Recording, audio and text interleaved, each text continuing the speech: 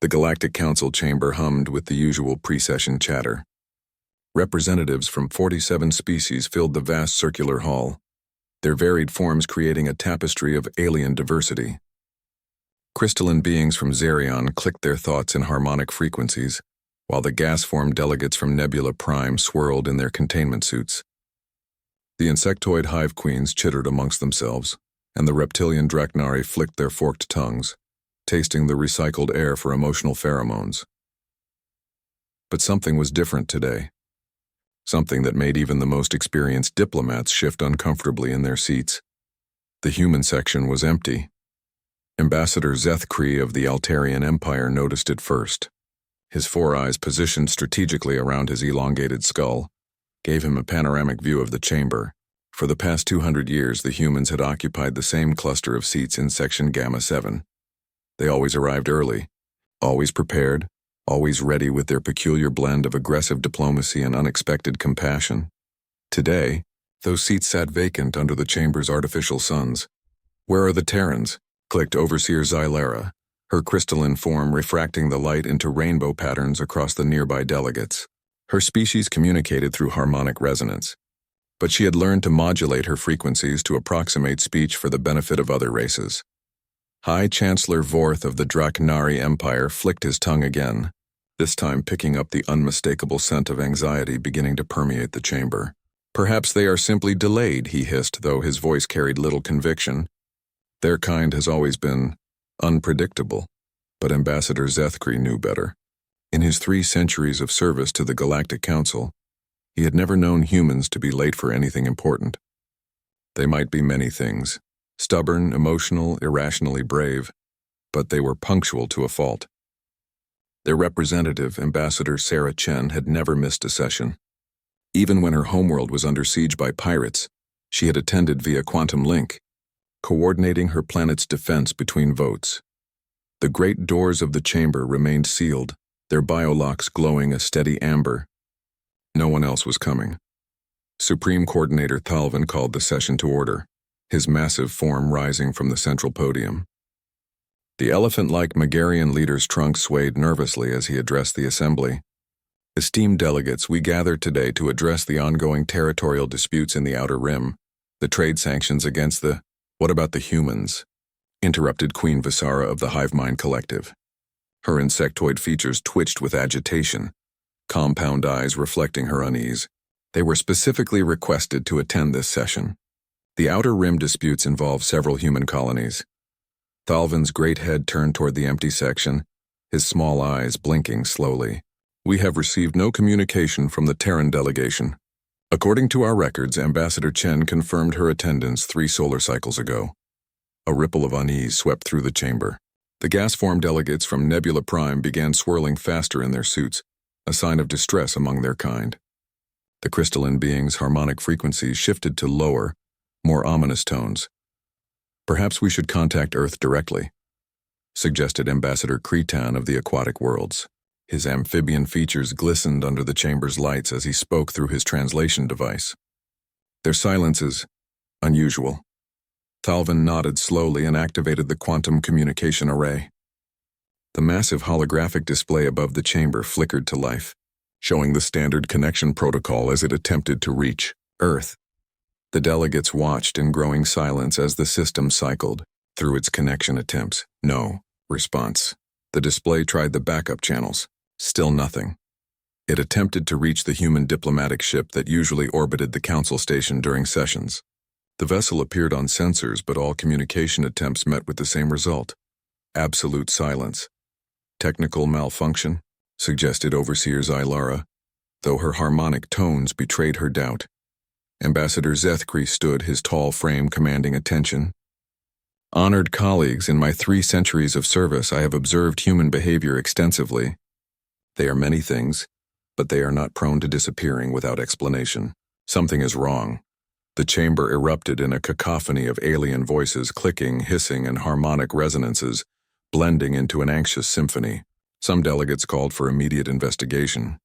Others suggested proceeding without human input, and a few voiced concerns about potential security threats.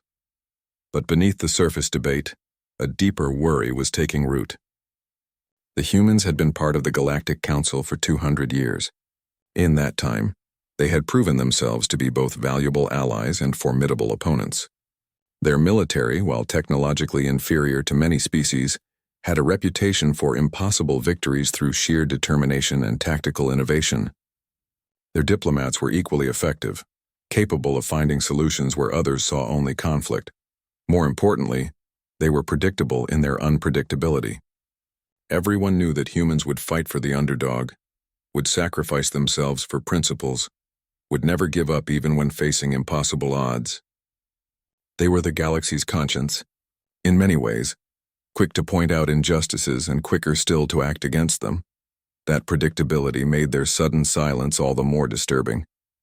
Queen Visara's antennae twitched rapidly, a sign of deep thought among her species.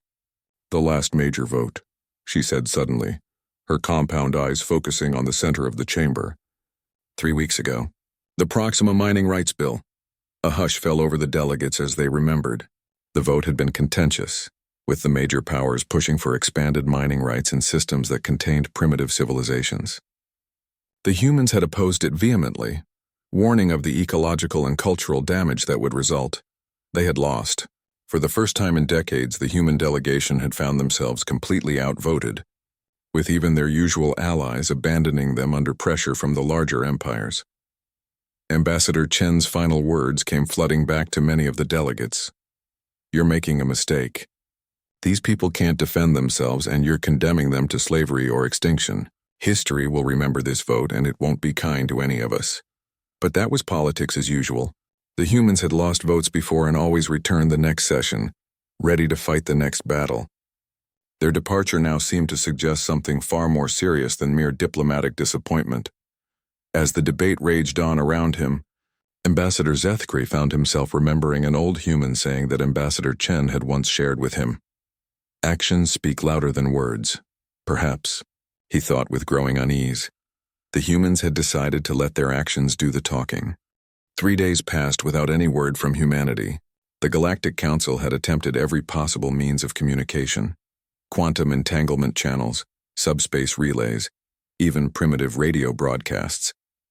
Every attempt met with the same response: nothing. The human diplomatic ship remained in orbit around the council station, its crew apparently alive and well according to bioscanners, but completely unresponsive to any communication attempts. When a Draknari patrol ship approached to investigate, the human vessel simply powered up its engines and jumped to hyperspace without explanation. In the depths of the Council's intelligence division, Senior Analyst Maltek pored over data streams with growing concern.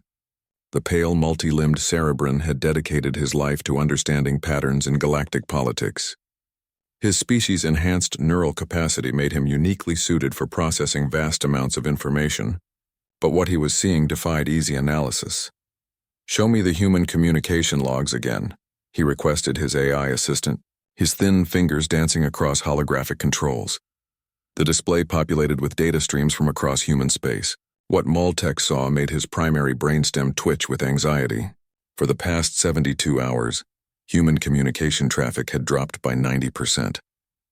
The few transmissions that were detected used heavily encrypted channels that even the Council's best codebreakers couldn't penetrate. More disturbing still were the movement patterns. Human commercial vessels that had been traveling established trade routes were suddenly changing course, heading back toward human space. Military ships that had been on joint patrol missions with Council forces had quietly withdrawn to defensive positions around human colonies. It wasn't chaotic or panicked. It was methodical, planned, and executed with military precision. "Sir," his assistant chimed, "we're receiving a priority. Message from the Altarian monitoring station in the Vega sector." Maltek's secondary, eyes focused on the incoming transmission, while his primary pair continued analyzing the data. "Display it." The image of Commander Veltar appeared on the screen, his 4 eyes wide with concern. "Senior Analyst, we have a situation." The human colony ship Endeavor was scheduled to arrive at New Geneva yesterday for a diplomatic trade mission. It never arrived. When we scanned the system, we found it had changed course 6 hours before its scheduled arrival and was heading back to human space at maximum velocity. Did they respond to your hails? That's just it, they never even acknowledged our communications. It was as if we didn't exist. And sir, there's something else. We detected at least 12 other human vessels in the area, all civilian according to their transponders, but they were moving in formation like a military convoy. Moltek felt a chill run through his exoskeleton. Civilian vessels didn't move in military formations unless something was very wrong. Commander, I want you to monitor all human traffic in your sector. Record everything, but do not attempt to intercept or interfere. Report any unusual activity immediately. Understood, sir. As the transmission ended, Moltek turned his attention to reports flooding in from across the galaxy. The pattern was becoming clear and it terrified him. Humans everywhere were quietly, efficiently withdrawing from galactic civilization. In the council chamber, an emergency session was underway. The delegates who had been so confident 3 days ago now sat in worried silence as Supreme Coordinator Thalvin presented the growing list of concerns. Human Ambassador. Shen's personal quarters on the station are empty, he announced, his trunk swaying with barely controlled emotion. Her belongings are gone, but there are no records of her departure. It's as if she simply vanished. Ambassador Zethkri leaned forward in his seat. What about the human trade missions? The joint defense initiatives? The scientific collaboration programs? All terminated, replied Foreign Intelligence Director Ysara, her serpentine form coiled tightly around her speaking platform. Every human representative, scientist, and military officer assigned to council projects has withdrawn. No explanations, no formal notifications. They simply left. Queen Visara's compound eyes reflected the chamber's lights as she processed this information. Her species' collective consciousness was struggling to understand human individual psychology. This behavior pattern is unprecedented. In 200 years of cooperation, humans have never withdrawn from their commitments without explanation. Overseer Xylara's crystalline form pulsed with deep, worried harmonics. Could this be a prelude to military action? Are they preparing for war? Against whom? Ambassador Cretan asked, his amphibian features creased with confusion. They have no significant territorial disputes with any council member. Their last military action was 3 years ago, helping us defend the Outer Rim colonies against pirate raids. High Chancellor Vorth of the Draknari Empire had remained silent throughout the discussion, but now he rose to speak. His reptilian features were set in grim lines as he addressed the assembly. Esteemed colleagues, I believe we are asking the wrong questions. The question is not who they might fight, but why they are withdrawing. In my experience, when a predator species begins to pull back from established territory, it means they are preparing for something significant. Predator species? Queen Visara's antenna twitched with indignation. Humans have been our allies for 2 centuries. Yes, Vorth hissed softly, but let us not forget what they are.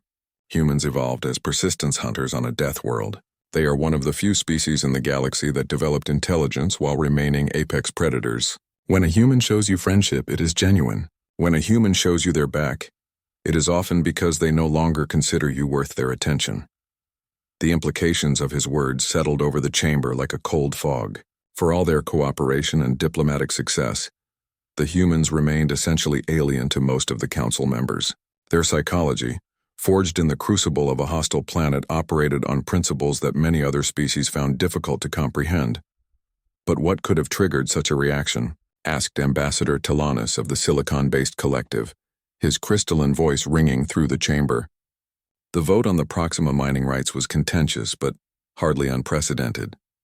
Moltek's voice suddenly echoed through the chamber as he activated his communication link. Honored delegates, I believe I have relevant information. The analyst's image appeared on the central display, his pale features drawn with exhaustion. I have been analyzing human communication patterns, trade movements, and military positions over the past week. What I have discovered suggests this withdrawal began before the Proxima vote. A gasp rippled through the assembly. The initial preparations appear to have started approximately 10 days ago, Moltek continued. The Proxima vote may have been the final trigger, but this operation was planned well in advance. Someone or something prompted humanity to begin this withdrawal, and they have executed it with remarkable efficiency. Supreme Coordinator Thalvin's massive form seemed to shrink as he processed this information. Are you suggesting this was planned? That they knew they would leave before the vote even occurred? The evidence suggests that possibility, yes. But more concerning is the coordination involved. Every human colony, every vessel, every diplomatic mission has withdrawn simultaneously across thousands of light years. This level of coordination requires either unprecedented communication networks or— He paused, his secondary eyes blinking rapidly. Or what? Demanded Chancellor Vorth. Or they all received the same order from a single source with absolute authority over all human activities. The silence that followed was deafening. The implications were staggering. If humanity had withdrawn as a unified response to some perceived threat or betrayal, then the galaxy had just lost one of its most capable and reliable allies. Worse, if they were preparing for some kind of action, their sudden silence suggested it would be something the Council would neither expect nor approve of. As the emergency session continued, none of the delegates noticed the small automated probe that had been quietly observing from the shadows of the chamber's upper reaches. The device had been recording everything, transmitting its data through channels so advanced that the Council's sensors couldn't even detect them. Deep in human space, that data was being analyzed by minds that had already made their decision. The silence wasn't random or emotional. It was deliberate, calculated, and purposeful. The humans hadn't left without a word. They had left because their words had fallen on deaf ears for the last time. 1 week after humanity's disappearance from galactic affairs, the first signs of what they had been preparing for began to emerge. It started with the Proxima system, the very location that had sparked the contentious mining rights vote. Captain Threndar of the Draknari mining vessel Extraction Prime was the first to witness it. His ship had been one of 3 vessels dispatched to begin preliminary mining operations on Proxima 4, where valuable quantum crystals lay beneath the surface of a world inhabited by a primitive species the humans had called the Gentle Ones. The Gentle Ones were barely past their Stone Age, resembling large, peaceful herbivores with basic tool use and simple language. The Council's Xenobiology Department had classified them as presentient, despite human protests that their complex social structures and emotional intelligence indicated emerging sapience. The mining operations were deemed safe and legal under galactic law. Captain Threndar expected to find a world of simple creatures that would flee from his massive mining platforms. Instead, he found something that made his blood run cold. "Sir," his navigation officer hissed, forked tongue flicking nervously. "We're detecting artificial structures on the surface, large ones." The main screen flickered to life, showing aerial scans of Proxima 4's largest continent, where there should have been primitive villages and natural grasslands. Massive geometric structures now dotted the landscape. They appeared to be constructed from local materials but showed clear signs of advanced engineering principles. "Impossible," Captain Threndar muttered. "The latest survey was only 6 months ago. These creatures couldn't have built—" "Sir," the communications officer interrupted. "We're receiving a transmission. It's coming from the surface, but—" His voice trailed off in confusion. "But what?" "Sir, it's in galactic standard. Perfect galactic standard." The transmission crackled through the ship's speakers with crystal clarity. "This is Proxima 4 surface control to approaching vessels. You are entering protected space. Please state your business and intentions." Captain Threndar's mouth fell open. The voice was clearly from one of the Gentle Ones. The resonant, harmonic tones were unmistakable, but it spoke with the vocabulary and accent of a trained diplomat. This is Captain Threndar of the Draknari mining vessel Extraction Prime. We are here under authority of Galactic Council Resolution 847B to begin mining operations." "Who am I speaking with?" A pause. Then, "This is Elder Shotam of the Proxima Council of Clans. I'm afraid there has been a misunderstanding, Captain. Proxima 4 is now under the protection of the Terran Self-Defense Pact. All mining operations have been indefinitely suspended." "Terran Self-Defense Pact?" Captain Threndar's eyes narrowed. "There is no such organization in our databases. The pact was formalized 7 days ago," Elder Shotam replied calmly. "All documentation has been forwarded to the appropriate galactic authorities. We suggest you contact your superiors for updated orders." Before Captain Threndar could respond, his sensor operator let out a sharp hiss of alarm. "Sir, multiple contacts dropping out of hyperspace. They're human vessels." The screen shifted to show space around Proxima 4. 12 human ships had appeared as if from nowhere, arranging themselves in a defensive formation around the planet. They weren't military vessels, at least not according to their transponder codes. They appeared to be converted civilian ships, but their positioning and coordination spoke of military training. "This is Admiral Sarah Chen of the Terran Protection Fleet," came a familiar voice over the communications channel. "Captain Threndar, you and your vessels are hereby ordered to withdraw from Proxima System immediately." Captain Threndar felt his spines rise in automatic threat display. "Admiral Chen, you were the ambassador to the Galactic Council. You have no authority here. My authority comes from the beings you came here to displace." Chen's voice remained calm but carried an underlying edge that made the Draknari captain's survival instincts flare. "The Gentle Ones have formally requested protection under Article 15 of the Galactic Intervention Protocols. As they are now demonstrably sapient beings capable of interstellar communication and diplomacy, any mining operations constitute acts of aggression against a sovereign species." The legal implications hit Captain Threndar like a physical blow. Article 15 was rarely invoked, but it was ironclad. Any species that could formally request protection and demonstrate sapience was automatically granted sovereign status. But how had the Gentle Ones become sapient so quickly? As if reading his thoughts, Elder Shotam's voice returned to the channel. "Captain, perhaps you would like to know how this transformation occurred. 6 months ago, we were indeed a primitive people, struggling to understand our world. Then the humans came.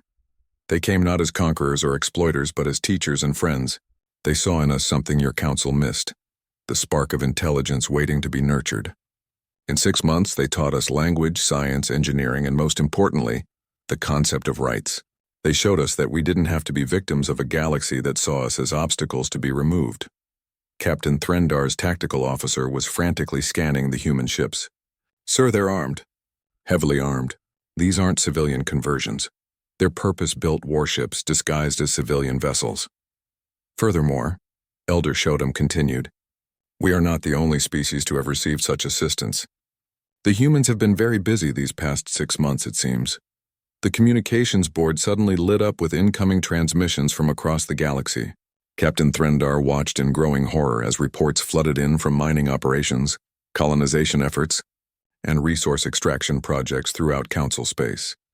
The crystalline gardens of Vale 7, scheduled for strip mining, were now under the protection of a species that had somehow developed quantum manipulation abilities overnight. The primitive aquatic life of Ocean World had constructed massive underwater cities and were demanding recognition as a sovereign nation. The tribal societies of 3 different worlds had simultaneously achieved spaceflight and were petitioning for membership in something called the Terran Protection Alliance. "What have they done?" Captain Threndar whispered. Admiral Chen's voice carried a note of grim satisfaction. "We've done what you refused to let us do through diplomacy, Captain.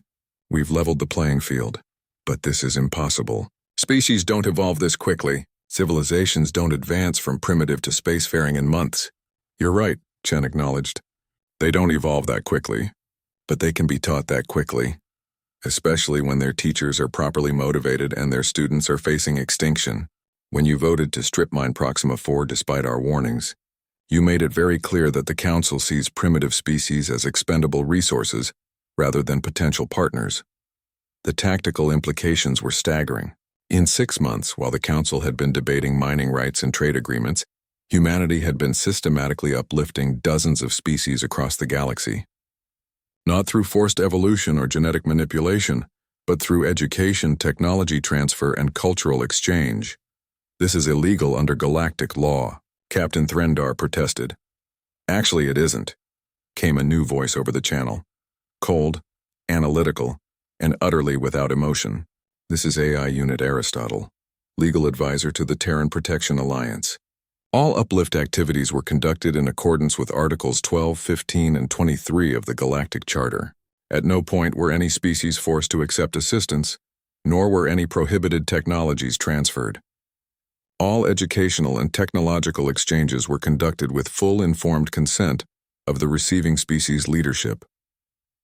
Furthermore," the AI continued, "the Galactic Charter explicitly protects the right of sapient species to form defensive alliances and share technological knowledge.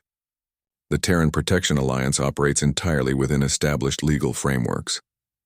Captain Threndar realized with dawning horror that this hadn't been a spontaneous reaction to the mining vote. This had been planned for months, perhaps years. The humans had seen this moment coming and had prepared accordingly. They hadn't just withdrawn from galactic civilization, they had been building an alternative to it. "You can't protect them all," he said desperately. "The Council has thousands of ships, entire battle fleets." Admiral Chen's response was quiet but carried absolute conviction. "Captain, you're thinking like a Draknari. You see ships and fleets and think in terms of conquest and surrender. But humans think differently. We don't just protect our allies. We make them capable of protecting themselves. Every species we've helped is now capable of defending their homeworld. Every planet you might target is now defended not just by human ships, but by beings who have everything to lose and the knowledge of how to win. You wanted to harvest resources from helpless primitives. Instead, you're now facing a galactic network of motivated, technologically capable species who have chosen to stand together. As if to a Martin, Captain Threndar made the wise choice. His mining fleet withdrew from Proxima System without firing a shot, carrying with them the most significant intelligence report in galactic history. Within hours, emergency sessions were being called across Council space as the true scope of humanity's actions became clear. In the deepest levels of the Council Intelligence Division, Senior Analyst Maltek worked frantically to piece together the larger picture. What he discovered made his enhanced cerebran mind reel with the implications. "Show me the timeline again," he requested his AI assistant, his multiple limbs dancing across holographic controls as data streams filled the air around him. The display painted a picture of breathtaking scope and coordination. Over the past 8 months, human vessels had made contact with 47 different primitive species across the galaxy. Not raids or conquest missions, but careful, methodical first contact protocols followed by what could only be described as the most ambitious educational program in galactic history. "The pattern is incredibly sophisticated," Maltek muttered to himself, his secondary brains working to process the vast amounts of data. They didn't just randomly uplift species. They chose carefully. Each target species had been selected for specific characteristics: high intelligence potential, peaceful nature, and most importantly, they all occupied worlds or systems that the major galactic powers had designated for resource extraction, colonization, or strategic development. The humans had essentially created a network of allied species positioned to block every major Council expansion project for the next century. "Sir," his assistant chimed. "Priority transmission coming in from the Veil system." The image of Commander Ixtar appeared on screen, his crystalline features resonating with harmonic distress. "Senior Analyst, we have a situation. The scheduled crystal harvesting operation at Veil 7 has encountered complications. The same as Proxima 4, worse. The native crystal singers have not only achieved sapience, but they've developed quantum manipulation abilities that allow them to control the very crystals we came to harvest. When our mining platforms approached the surface, the crystals simply moved. They reorganized themselves into defensive formations that our cutting beams cannot penetrate." Maltek felt a chill run through his exoskeleton. Quantum crystal manipulation was a technology that even the most advanced species struggled with. "What about human presence?" 3 vessels in system, but they're not interfering directly. They don't need to. The crystal singers are handling the situation themselves. "Sir, they've built structures that seem to exist partially outside normal space-time. Our sensors can barely detect them, let alone target them." As the transmission ended, more reports flooded in. The amphibious species of ocean world had developed underwater cities that could move between dimensions. The tribal federations of 3 different worlds had achieved not just spaceflight, but faster-than-light communication that didn't rely on quantum entanglement. The peaceful herbivores of Garden World had somehow learned to bioengineer defensive organisms that could neutralize military-grade weapons. Each species had been uplifted not just in general knowledge, but in specific technologies perfectly suited to their unique abilities and environmental advantages. The humans hadn't just taught them to be sapient, they had taught them to be formidable. In the council chamber, an emergency full assembly was in session. The usual diplomatic protocols had been abandoned in favor of urgent strategic discussions. Supreme Coordinator Thalvin's massive form dominated the central podium as he addressed the increasingly agitated delegates. "The situation is unprecedented," he announced. his trunk swaying with barely controlled stress. In less than one galactic year, humanity has fundamentally altered the balance of power in our galaxy. They have created what amounts to a shadow alliance of uplifted species, all strategically positioned to interfere with our established expansion plans. Ambassador Zethkri stood to address the assembly, his 4 eyes reflecting the worry that permeated the chamber. Honored colleagues, I believe we need to understand the human perspective. From their point of view, they haven't committed any aggressive acts. They've simply prevented what they saw as genocidal exploitation by teaching potential victims to defend themselves. Genocidal? High Chancellor Vorth's reptilian features twisted with indignation. These were primitive species, pre-sapient beings with no concept of galactic civilization. That, interjected a new voice, is precisely the problem. The delegates turned in shock as a holographic figure materialized in the center of the chamber. It was Admiral Sarah Chen, her image crackling with quantum interference that suggested she was transmitting from very far away. Admiral Chen, Supreme Coordinator Thalvin rumbled, "You are in violation of Council security protocols. This is a closed session." "With respect, Coordinator, my species is no longer bound by your protocols," Chen replied calmly. "We formally withdrew from the Galactic Council 1 week ago. This transmission is being sent as a courtesy, and as a final attempt at preventing what could become a very destructive conflict." The chamber erupted in a cacophony of alien voices, but Chen continued speaking over the chaos. "You want to know what we've done? We've given desperate species the tools they needed to survive your expansion. You call it uplift interference. We call it evening the odds. Queen Visara of the Hive Mind Collective managed to make herself heard above the din. You've destabilized the entire galactic order. Decades of carefully negotiated territorial agreements, resource allocation protocols, expansion planning. All of it is now meaningless." "Good," Chen replied without hesitation, "because that carefully negotiated order was built on the assumption that primitive species had no rights and no voice in their own fate. You carved up the galaxy like it was empty space, ignoring the billions of sentient beings who happen to lack starships." Ambassador Zethkri raised one of his elongated hands for silence. "Admiral, what is it that humanity wants? Surely this level of effort wasn't just about stopping mining operations." Chen's holographic image turned toward him, and for a moment, her expression softened with what might have been respect. "Ambassador Zethkri, you've always been one of the more thoughtful members of this council. What we want is simple: recognition that sapience isn't determined by technology level, and that no species has the right to exploit another simply because they have better weapons. But you've created a military alliance," accused Chancellor Vorth. "These uplifted species now possess capabilities that rival our own. You've armed them." "We've educated them," Chen corrected firmly. "There's a difference. Every technology we've shared, every capability we've helped them develop is based on their own unique abilities and natural advantages. We haven't made them copies of us, we've helped them become the best possible versions of themselves." Overseer Xylara's crystalline form pulsed with deep, resonant harmonics as she spoke. "You speak of education, but our reports indicate technological development that should take centuries. How is this possible?" Chen smiled grimly. "That's the thing about human teaching methods. We're very good at rapid knowledge transfer when lives are on the line. We've had practice. Every human colony was once a group of unprepared settlers who had to learn everything quickly, or die. We know how to condense centuries of development into months when survival depends on it." The implications sent a chill through the assembly. Humanity's reputation for impossible victories and rapid adaptation wasn't just military bravado. It was a deeply ingrained cultural ability to accelerate learning and development under pressure. "What you've done," Senior Analyst Multek's voice interrupted from his remote connection, "is create a galactic protection network. Every species you've uplifted is now positioned to defend not just themselves but their neighbors.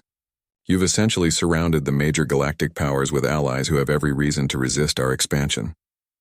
"Now you're beginning to understand," Chen nodded approvingly. "This isn't just about protecting 47 species. It's about creating a galaxy where species don't have to choose between technological development and cultural preservation, where primitive doesn't mean expendable." Supreme Coordinator Thalvin's massive head swayed slowly as he processed this information. "You realize, of course, that what you've created is essentially a declaration of war against the established order. The major powers cannot simply abandon centuries of expansion planning. Chen's expression hardened. Then you've learned nothing from human history.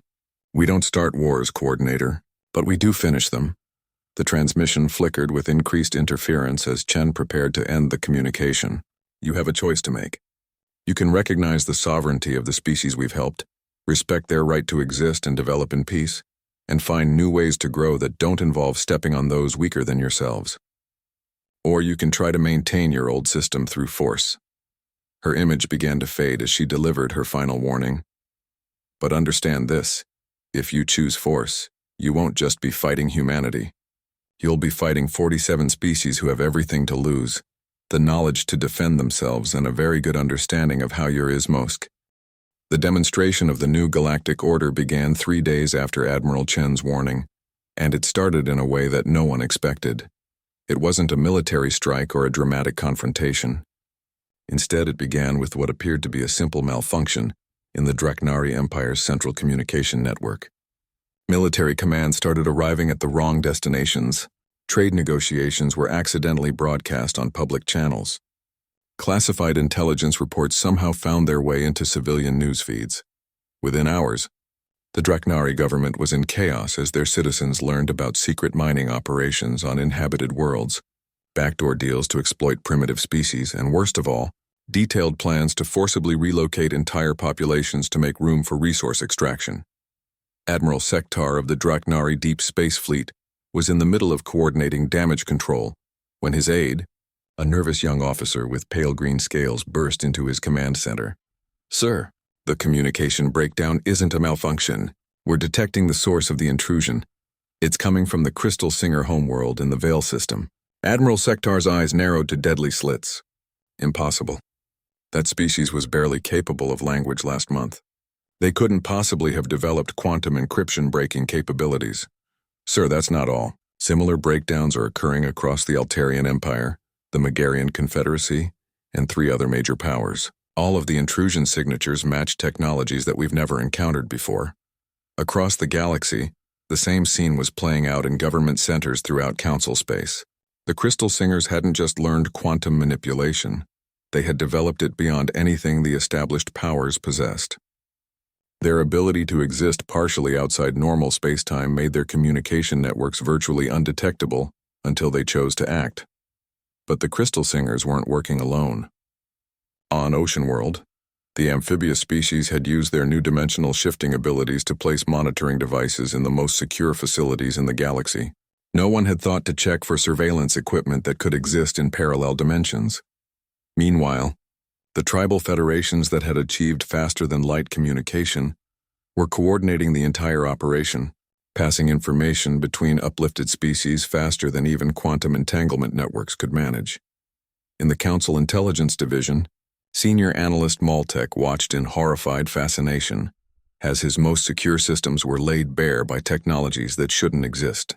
His enhanced cerebrin mind struggled to process what he was witnessing. They're not just revealing classified information, he realized aloud. They're being selective about it. They're only exposing operations that involve exploitation of primitive species. His AI assistant processed the pattern with mechanical precision. Confirmed.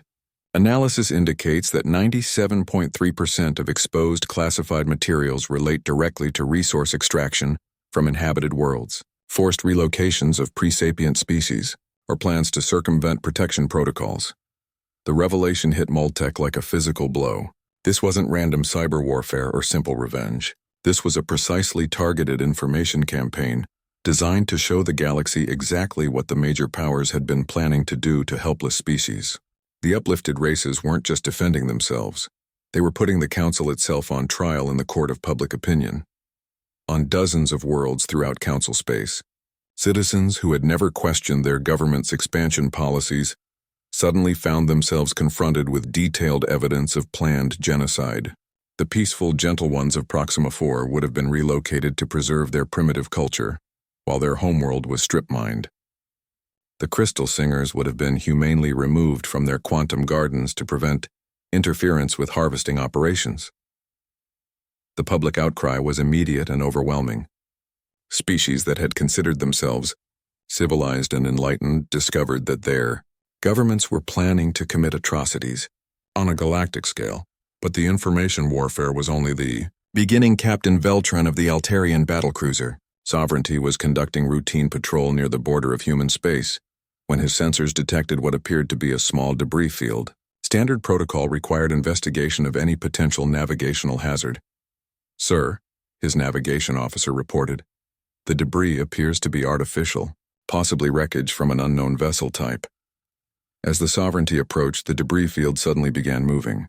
What had appeared to be random chunks of metal and composite materials revealed themselves to be sophisticated stealth drones, their surfaces perfectly mimicking space debris until activated.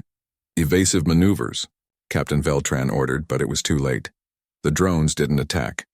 Instead, they attached themselves to his ship's hull with magnetic clamps and began broadcasting a message on all frequencies. "Attention, crew of the Altarian vessel Sovereignty.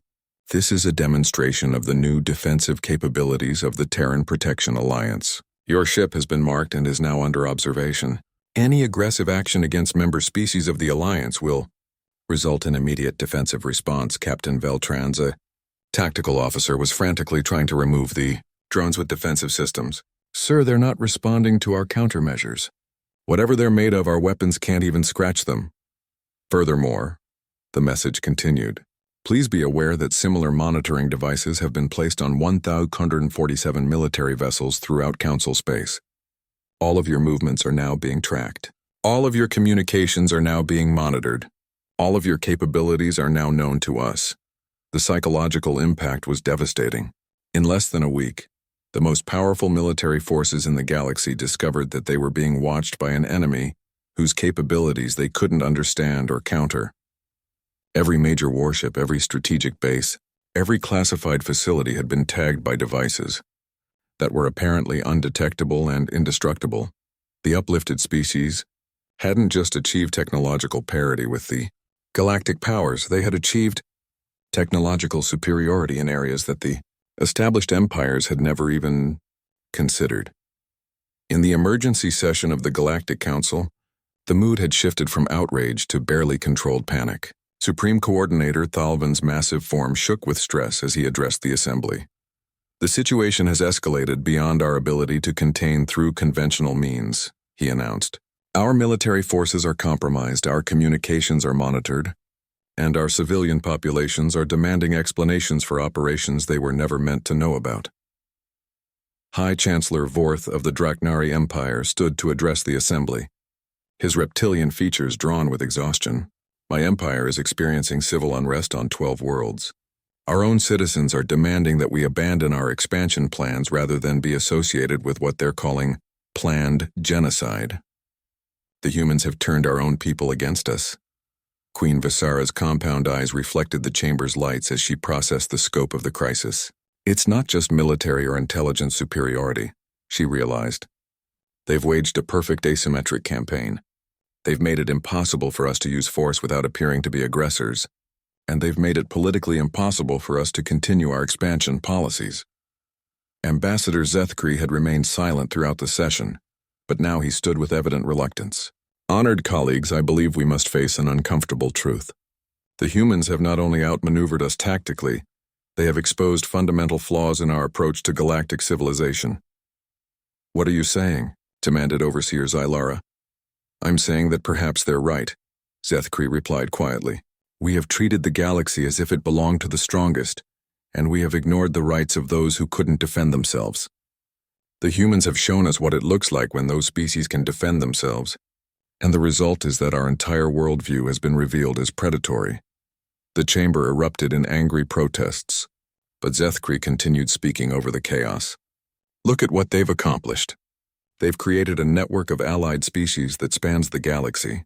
They've developed technologies that surpass our own. They've built a civilization based on cooperation rather than conquest. And they've done it all while we were debating mining rights. They've also made it impossible for us to continue our established policies." Chancellor Vorth snarled. "Our expansion has been halted, our military effectiveness has been neutralized, and our governments are under pressure from their own citizens to abandon centuries of strategic planning." "Perhaps," suggested a new voice from the chamber's communication system, "that was the point. The delegates turned in shock as Admiral Chen's voice filled the chamber once again, though this time no holographic image appeared. "We told you a week ago that you had a choice," Chen's voice continued. "You could adapt to a galaxy where might doesn't automatically make right, or you could try to maintain your old system through force. You've spent the last week attempting to maintain the old system, so we've provided you with a demonstration of what the new system looks like. You've declared war on the entire galactic order," protested Supreme Coordinator Thalvin. "No," Chen replied, long as yo. The final phase of humanity's demonstration began not with warfare, but with an invitation. It arrived simultaneously at every major government center, military command, and civilian communication hub throughout Council space. The message was simple, broadcast in perfect translations for every known language. The species of the Terran Protection Alliance cordially invite representatives of the Galactic Council to witness the formal establishment of the Free Galaxy Initiative. Coordinates and safe passage are guaranteed for all who wish to observe the birth of a new galactic civilization. The location specified was a previously empty system on the edge of Council space, a region that contained nothing but a few rocky planets and a dying star. It was the last place anyone would expect to find the foundation of a new civilization. Supreme Coordinator Thalvin found himself facing an impossible choice. Ignore the invitation and appear weak, or accept it and potentially walk into a trap. After heated debate, the Council decided to send a delegation under Admiral Kritos, a veteran diplomat known for his skill in hostile negotiations. What Admiral Kritos found when he arrived at the specified coordinates defied every assumption about galactic engineering by the ancient gods, whispered his navigation officer, her amphibian features pale with shock. "Sir, what is that?" Where there had been empty space just days before, a massive structure now orbited the dying star. It wasn't built from metal or composite materials like every other space station in the galaxy. Instead, it appeared to be constructed from living crystal that pulsed with internal light, wrapped in what looked like coral formations that twisted through dimensions his sensors couldn't fully map, all held together by force fields that seemed to bend space-time itself. "It's impossible," Admiral Kritos muttered. "A structure that size would take decades to build, even with the most advanced construction fleets in the galaxy." "Sir," his communication officer reported, "we're being hailed. The signal is coming from multiple sources, the crystal formations, the coral structures, and something else I can't identify." The main screen flickered to life, revealing not one spokesperson but 7. Admiral Chen stood in the center, but she was flanked by representatives of the uplifted species. To her left, the crystal singer Elder Meltara existed as a shimmering pattern of light within living crystal. To her right, the amphibious ocean speaker Thulvin floated in a dimensional bubble filled with water that somehow contained swimming lights. Behind them, other figures represented species that had been transformed beyond recognition. What had once been simple herbivores now appeared as beings of living energy. Former primitive aquatics had become entities that seemed to exist in multiple dimensions simultaneously. The tribal federations had evolved into something that looked like walking galaxies in miniature. "Welcome, Admiral Kritos," Admiral Chen said warmly. "Thank you for accepting our invitation. You're about to witness something that has never happened before in galactic history." "What is this place?" Admiral Kritos asked, his veteran composure shaken by what he was seeing. Elder Meltara's crystalline voice resonated through space itself. "This is the Foundation, the first truly cooperative construction project in galactic history. Every species in the Protection Alliance contributed their unique abilities to create something none of us could have built alone." Ocean speaker Tulvin's voice rippled with harmonic frequencies that spoke of vast depths. "The crystal singers provided the quantum-stable materials. My people created the dimensional anchor points. The energy beings established the power systems. The tribal federations designed the coordination networks. But humans," added a voice that seemed to come from everywhere at once, "provided the most important component, the vision to see what we could become together." Admiral Kritos's tactical officer was frantically scanning the structure. "Sir, I'm reading technologies that don't match anything in our databases. Power outputs that exceed our largest fusion reactors. Defensive systems that seem to exist outside normal space. And sir, the structure is growing." As they watched, new sections of the Foundation expanded outward. crystalline branches extending into space while dimensional anchors established new stable points. Construction was proceeding at a rate that defied physics, unless multiple species were working together, each contributing abilities that complemented the others perfectly. "This is what we wanted to show you," Admiral Chen explained. "For centuries, galactic civilization has been built on competition, conquest, and the exploitation of the weak. Every advance has come at the expense of someone else. Every expansion has required the displacement of those who couldn't fight back. But we've discovered something different. When species work together, when they share knowledge and abilities freely, when they build each other up instead of tearing each other down, the results are exponentially greater than the sum of their parts." The demonstration continued as Admiral Kratos watched species that had been primitive just months ago working together to create technologies that surpassed anything the Council had ever achieved. Crystal singers who could manipulate quantum fields worked alongside dimension shifters, who could anchor those fields in stable space-time. Energy beings provided power while matter shapers created the physical structures to contain it. "This is the future we're offering," Ocean Speaker Thulvan explained. "Not as conquerors or replacements, but as an alternative. A galaxy where advancement comes through cooperation rather than domination." But Admiral Kratos was a veteran diplomat, and he recognized the demonstration for what it really was: a threat disguised as an invitation. "This is impressive," he admitted, "but what you're really showing me is military superiority disguised as cooperation. This structure could serve as a fortress that no Council fleet could assault." Elder Meltara's crystalline form pulsed with what might have been amusement. "Admiral, you still think in terms of conquest and defense. You see a fortress where we see a university. You see a military threat where we see a research station. Then what is it exactly?" Admiral Chen stepped forward, her expression serious. "It's a choice, Admiral. Everything you see here, every technology, every advancement, every capability, is available to any species that wants to join the Free Galaxy Initiative, including your own." The implications hit Admiral Kratos like a physical blow. They weren't just demonstrating superior technology. They were offering to share it with anyone willing to abandon the old system of galactic politics. "You're trying to buy us off," he said. "We're trying to evolve together," Chen corrected. "The same technologies that could make this station impregnable can also solve energy crises, cure diseases, and enable exploration beyond anything the galaxy has ever imagined. But they only work when species work together, when they trust each other, when they commit to mutual growth rather than zero-sum competition." Admiral Kratos's communication officer was receiving urgent messages from his own government. "Sir, we're getting reports from across Council space. Human vessels are approaching major population centers, but they're not taking aggressive positions. They're broadcasting the same invitation we received." The scope of the operation became clear. While Admiral Kratos had been witnessing the demonstration at the Foundation, similar invitations were being extended to every species in Council space. Not just to governments, but to civilian populations, to scientific communities, to anyone who wanted to see an alternative to the current galactic order. "You're trying to divide our civilizations," Admiral Kratos accused. "We're trying to unite your civilizations," Chen replied. "With each other, with us, with every species that wants to be part of something larger than conquest and exploitation. The division already exists, Admiral, between those who believe that might makes right and those who believe that cooperation creates strength." As if to emphasize the point, Admiral Kratos's sensors detected the arrival of new vessels in the system.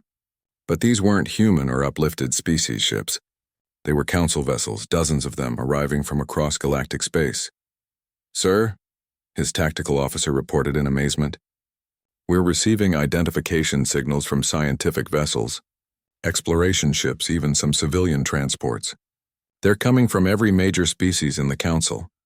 The communication board lit up with incoming transmissions. Scientists who wanted to study the new technologies, explorers who wanted to join the cooperative ventures, even some military personnel who were disgusted by their government's plans for primitive species.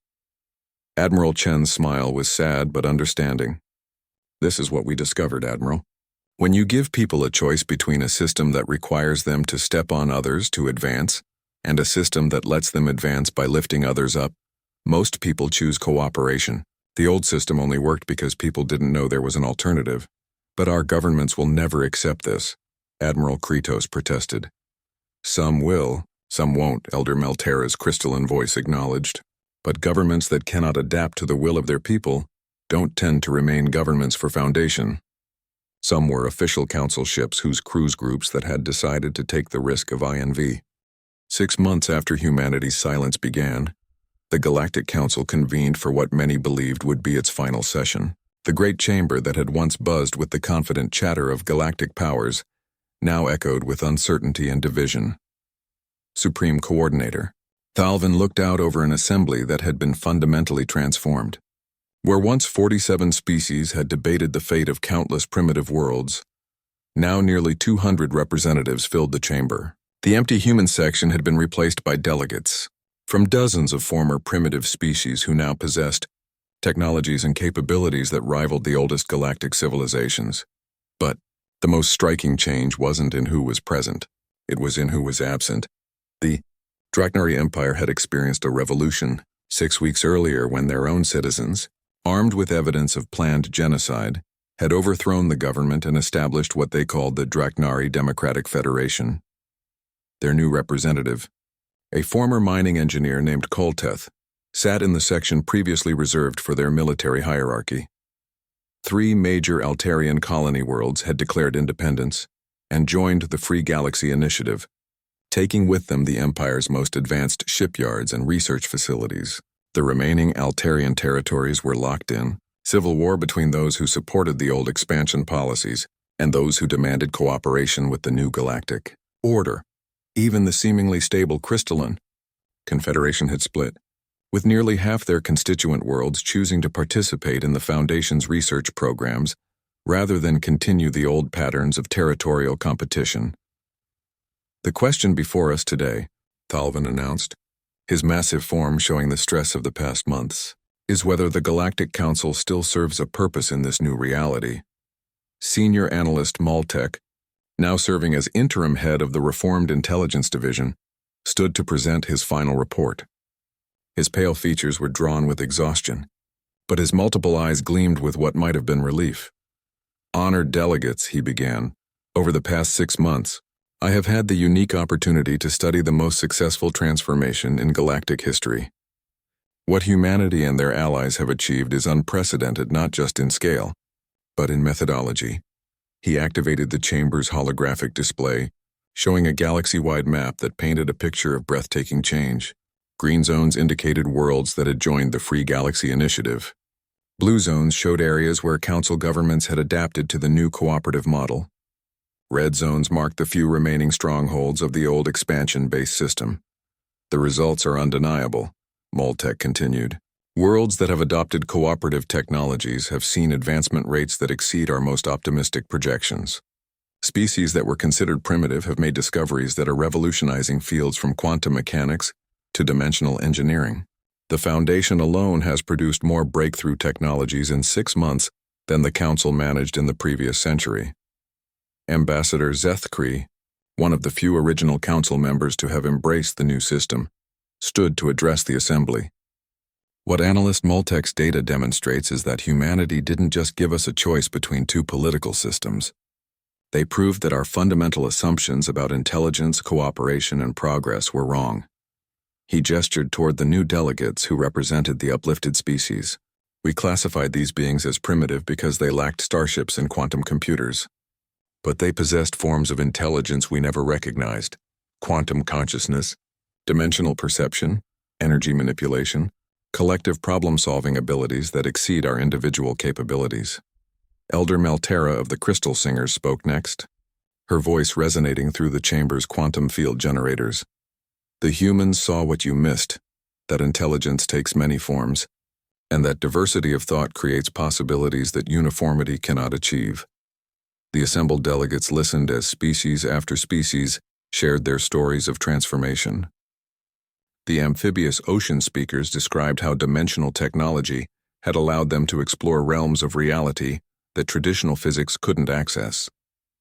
The former tribal federations explained how their collective consciousness abilities had revolutionized communication and coordination on a galactic scale.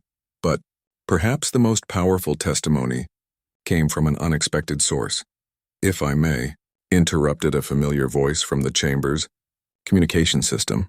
The delegates turned in surprise as Admiral Sarah Chen's holographic image materialized in the center of the chamber. But she wasn't alone. Surrounding her were representatives from across the galaxy, not just the uplifted species, but reformed council members, revolutionary governments, and entirely new civilizations that had emerged from the chaos of transformation. "Honored delegates," Chen began, "6 months ago, humanity withdrew from this council in silence because our words had lost all meaning. Today we return not as the same species that left, but as part of something larger." Her image expanded to show the foundation, which had grown from a single station to a vast complex that stretched across multiple star systems. But the true scale became apparent when the display showed similar structures throughout the galaxy, not copies, but unique expressions of the same cooperative principles, each adapted to the species and cultures that had built them. "We didn't set out to replace the Galactic Council," Chen continued. "We set out to prove that galactic civilization could be something more than a hierarchy of conquest. What we discovered was that cooperation doesn't just create better technology, it creates better beings." She gestured to her companions, and the differences were striking. The humans in the image showed subtle changes: enhanced cognitive abilities from working with quantum-conscious species, improved physical capabilities from cooperation with energy-manipulating beings, expanded sensory perception from partnerships with dimensional entities. "Every species we've worked with has been transformed by the experience, including us," Chen explained. "When you truly cooperate, when you share not just technology but ways of thinking and being, all participants become more than they were before." Ambassador Creton of the Aquatic Worlds raised a tentative hand. "Admiral, what you're describing sounds like directed evolution. Are you saying that species are changing at a fundamental level?" "Not directed evolution," corrected Ocean Speaker Thulvin, his dimensional form rippling through multiple realities. "Cooperative evolution. When species work together, they naturally develop complementary abilities. What you're seeing is life responding to cooperation the same way it once responded to competition." The implications were staggering. The uplifted species hadn't just been taught technology. They had been invited into a form of symbiotic development that was creating entirely new forms of consciousness and capability. High Chancellor Vorth, representing the few remaining hardliners in the Draknari government, stood with visible anger. "What you're describing is the end of species independence. You're talking about the dissolution of distinct civilizations into some kind of collective organism." "On the contrary," Elder Melterra responded, her crystalline form pulsing with harmonious light, "cooperation preserves what is unique about each species while allowing them to transcend their limitations. I remain crystal conscious. The humans remain persistent and adaptable. The ocean speakers remain fluid and multidimensional. But together we can achieve things that none of us could accomplish alone." Chen nodded in agreement. "The old system required species to compete, to see others as obstacles to overcome or resources to exploit. The new system invites species to see others as partners in becoming something greater." Supreme Coordinator Thalvin had remained silent throughout the discussion, but now his massive form shifted as he prepared to speak. "This is all very inspiring," he said slowly. "But what you're proposing is the end of the Galactic Council as we know it. The end of the political and economic systems that have maintained order for millennia." "Yes," Chen agreed simply. "That's exactly what we're proposing."